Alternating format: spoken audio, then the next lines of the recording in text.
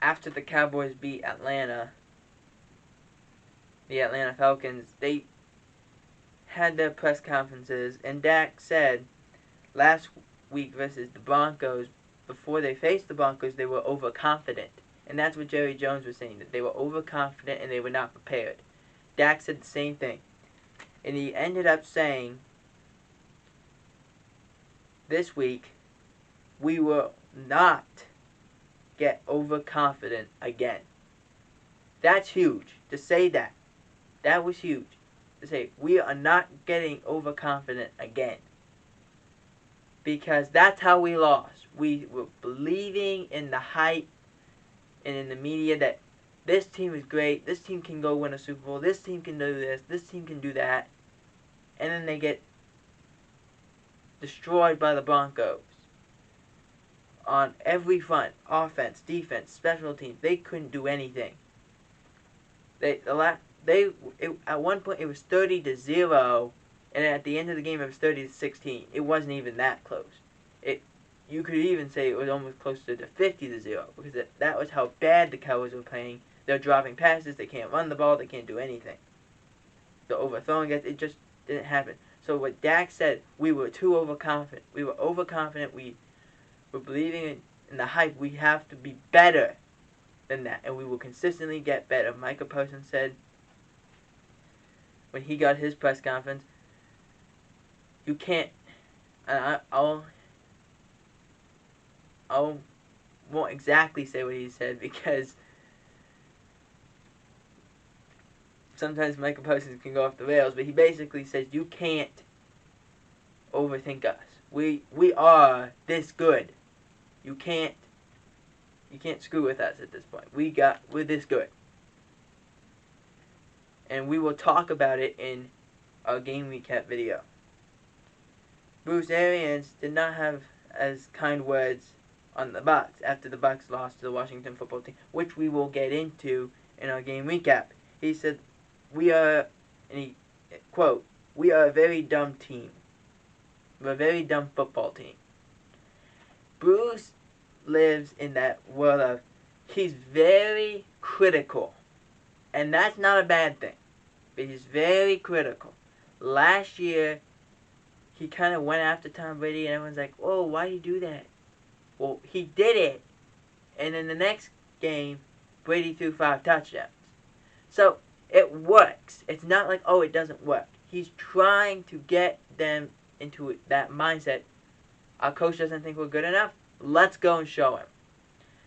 Brady ended up throwing 2 interceptions against the Washington football team. A reporter asked, whose fault is that? And he said, no, it's Tom's fault. It's Tom's fault. That's what he said. But he goes, and when he said, we're a dumb football team for making all these mistakes and being on the field so much. I'm not saying that that's all completely true. I'm just saying he might have a point for that.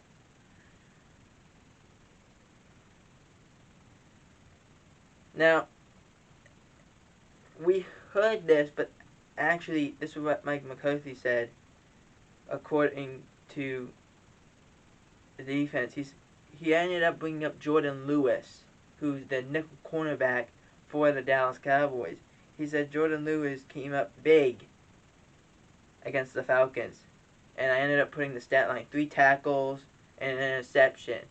He ended up having 3 pass breakups as well. And he was unbelievable in this game. He was playing Kyle Pitts a lot on the time one-on-one. And he beat them up. Like, Kyle Pitts had 3 catches on the first drive. Through the rest of the game, 2 catches. They just locked him down. Now, half of that was because Cordell Patterson did not play through the whole game. He ended up getting hurt, which we will talk about in our recap. But you have to do what you can do for the best of your team. And I thought a great moment was they gave Dan Quinn the game ball at the end of the game. So I thought that was a great moment. DK Metcalf was ejected after getting into a fight with 2 Packer players. Tried to re-enter the game. Likely fined but not suspended. Let me and they try to say, well, this is just normal protocol. I don't understand the fine system. I don't get it. CeeDee Lamb got fined. I think at one point he was fined 5 times in 6 weeks because his jersey was out, it was not tucked, his socks were too low, and he waved at the defender. That's all he did. Where Josh Allen has done all those things, or at least waved at one of the guys and didn't get fined. I mean, I don't get it. I don't get it. Why are we fining people because their jersey is out? If I have my shirt is tucked. And then the next thing you know, I have my shirt that comes up. And it comes out and I don't fix it right away. Doesn't mean I don't know. I'm so focused on something else. I'm not focused on my jersey being tucked or my socks being too low. I don't get the system. It doesn't make any sense. And quite honestly, they probably should have fixed that when they went and said, hey, we're not taking those fines anymore. Wait, that makes no sense. And it really doesn't. Because it's not the player's fault for saying, oh, we got to tuck in our jersey because my jersey became untucked. I'm sorry. We're trying to win a game. We're not trying to worry about if our socks are too low.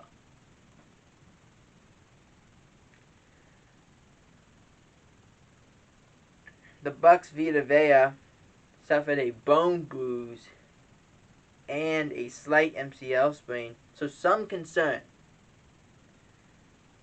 but could have been worse. As I said, kind of with the Chase Young situation, it's a bad injury. He is one of your better players on the defensive line, but he last year broke his ankle and came back before the Super Bowl. So I'm not doubting he can't come back. I'm just saying it's not the best of times to lose a guy that is that powerful, that can stop the run and can also go for the pass.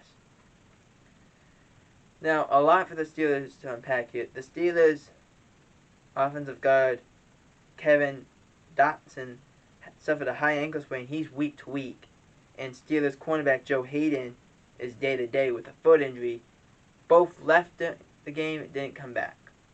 And we will talk about the Steelers in our game recap in the next video.